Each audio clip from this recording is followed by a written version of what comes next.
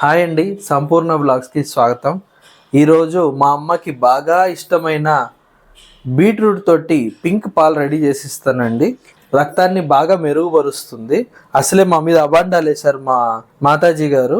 ఒరే నాకు ఏమొద్దురా బీట్రూట్ పాలు అవి ఇవి ఏమేమో చేస్తావు, నాకు ఇష్టం ఉండదు, నేను తాగలేను, నాకు చేత కాదు, బాగలేకపోతే తాగాల్సిందే. టేస్ట్ చాలా బాగుంటది, రక్తాన్ని అమాంతం పెంచేస్తుంది అనమాట ఈ పింక్ పాలు. సరే అయితే ప్రాసెస్ ఏంటో చూసేద్దాం, వచ్చేసేయండి. అందులో ముక్కలు వేసేయాలనా?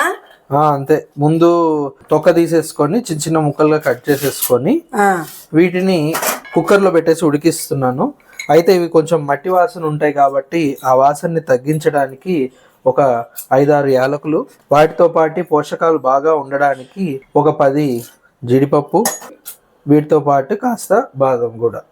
ఇందులోకి 1 గ్లాస్ వరకు నీళ్లు పోసుకున్నాను. ఇదిగోండి ఉడికిపోయినాయి. జస్ట్ 6 విజిల్స్ పెట్టాను నేను. ఈ ముక్కలన్నీ తీసేసి కొంచెం చల్లారిన తర్వాత మిక్సీలో వేసుకొని వచ్చేస్తాను. ఈ బాదంలో బాగా ఉడికిపోయాయి కదా, ఇక దీని తొక్కంతా తీసేసి ఆ తర్వాత మిక్సీ వేద్దామండి. ఇదిగోండి అన్ని ఏరుకుంటున్నాడండి. ఏం ఏరుతున్నావురా? ఏరుకోవడం కాదు, ఇవి కొంచెం గట్టిగా ఉంటాయి, అవి కొద్దిగా మెత్తగా ఉంటాయి. అందుకని అన్నీ ఒకటేసారి వేస్తే రాదని ఫస్ట్ వీటి వరకు కొంచెం మిక్సీ వేసి ఆ తర్వాత ఇవన్నీ కలిపి వేస్తా. అవునా? సరేలే, మన ఇష్టం, ఎట్లా ఒకటి చెయ్యి.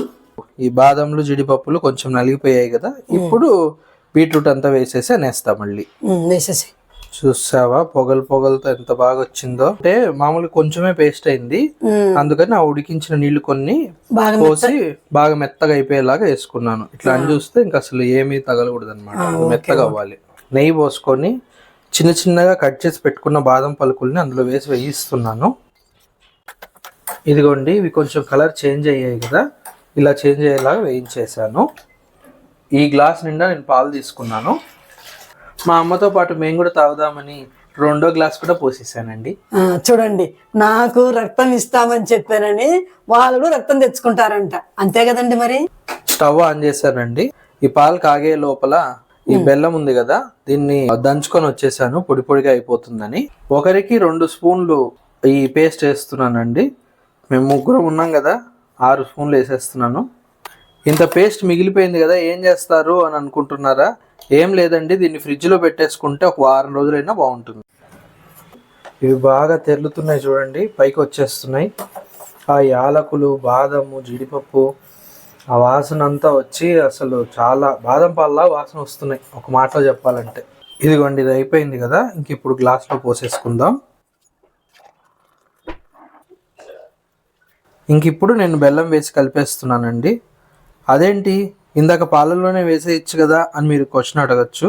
మా అమ్మ ఒప్పుకోదండి, పాలల్లో వేస్తే ఇరిగిపోతుంది, బెల్లం వేస్తే అంటుంది. మరి నాకైతే ఎప్పుడు ఎరగలేదు, ఏదో మా అమ్మ కోసం వేసాను ఇప్పుడు, అంతే.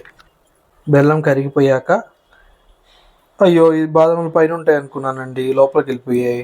సరేలే, అంతే ఇచ్చేద్దాం. అమ్మయ్య, పైకి రావేమో అనుకున్నానండి, మొత్తం కలిపేసాక అవే పైకి వచ్చేసినాయి. నా మాట విన్నట్టున్నాయి, వెరీ గుడ్. ఇదిగో అమ్మా, ఈ పింక్ పాలు తాగేసి రక్తాన్ని పెంచేసుకో. సరే, కష్టపడి నా కోసం చేశాడు కదండి మా అబ్బాయి. తాగి టేస్ట్ ఎలా ఉన్నాయో చెప్తాను మీకు. సూపర్గా ఉన్నాయండి, కానీ ప్రతిరోజు కూడా ఇలా తాగొచ్చండి. పేస్ట్ ఫ్రిడ్జ్లో పెట్టుకొని ఇక రోజు ఒక టీ గ్లాసు తాగుదాం అనుకుంటున్నానండి. మిగిలింది పేస్ట్ లోపల పెడతానన్నాడు కదా, ఇక ప్రతిరోజు 1 గ్లాస్ తాగుతాను. 1 నెల రోజుల్లో బ్లడ్ పర్సెంటేజ్ పెరిగిపోతుందండి.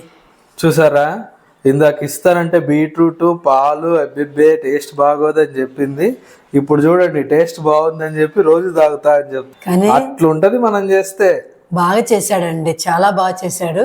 టేస్ట్ కూడా చాలా అదిరిపోయింది. ఇంకా మొత్తం తాగేస్తానండి నిదానంగా. అవి ఒకవేళ వేడి తగ్గిపోయిన తర్వాత అయినా ఫ్రిడ్జ్ లో పెట్టుకొని చల్లగా కూడా తాగొచ్చు, అలా కూడా బాగుంటుంది.